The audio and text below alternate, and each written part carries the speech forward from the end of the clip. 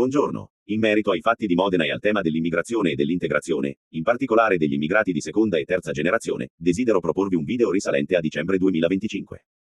In quel contributo presentavo i risultati di un sondaggio condotto in Francia nel novembre dello stesso anno.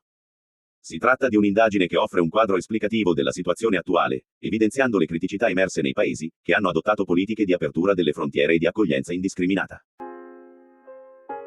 Parlerò di alcuni punti del sondaggio realizzato dall'Istituto francese dell'opinione pubblica lo scorso 13 novembre 2025, col titolo Panoramica sul rapporto con l'Islam e l'islamismo tra i musulmani in Francia, soffermandomi soprattutto sui risultati rilevati nelle fasce di età più giovani, in particolare quella compresa tra i 15 e 24 anni. Il sondaggio francese indaga l'evoluzione dell'Islam e degli islamici, confrontando un sondaggio del 1985 con quello di oggi. L'80% dei musulmani si dichiara religioso rispetto a una media del 48% di altre religioni, ma in particolare tra i giovani musulmani di età compresa tra 15 e 24 anni, questo dato sale all'87%.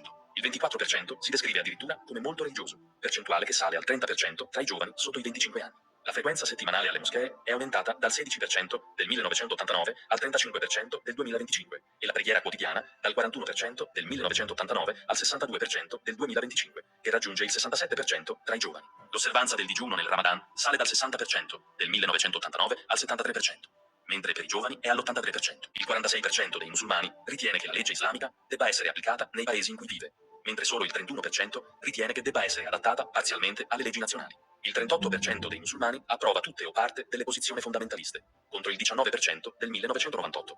Tanto che il 32% afferma di essere vicino all'ideologia dei fratelli musulmani. Riassumendo brevemente i dati appena menzionati, lo studio illustra chiaramente la frammentazione di una società francese in preda a un declino accelerato della matrice cattolica e di contro ad una progressione del fenomeno di reislamizzazione, che colpisce in particolar modo i giovani tra i 15 e i 24 anni e che si manifesta nell'alto grado di religiosità 87%, nella preghiera il 67%, frequentazione della moschea il 35%, il digiuno l'83% ed ancora l'inasprimento delle posizioni sulle questioni della diversità di genere, una crescente simpatia per le correnti radicali dell'Islam politico il 32% e l'avanzata di una visione fondamentalista dell'Islam che porta con sé per il 46% dei musulmani l'idea che le regole della propria religione debbano avere la precedenza sulle leggi dello Stato. Non entrerò nel merito della vicenda, ma certamente si deve prendere spunto per una più profonda riflessione sull'immigrazione incontrollata e sugli immigrati di seconda e terza generazione. È il solito gioco di ridurre un qualsiasi dibattito in un teatrino, in una partita tra opposte tifoserie senza mai approfondire argomenti che invece devono essere analizzati e condivisi nella loro complessità.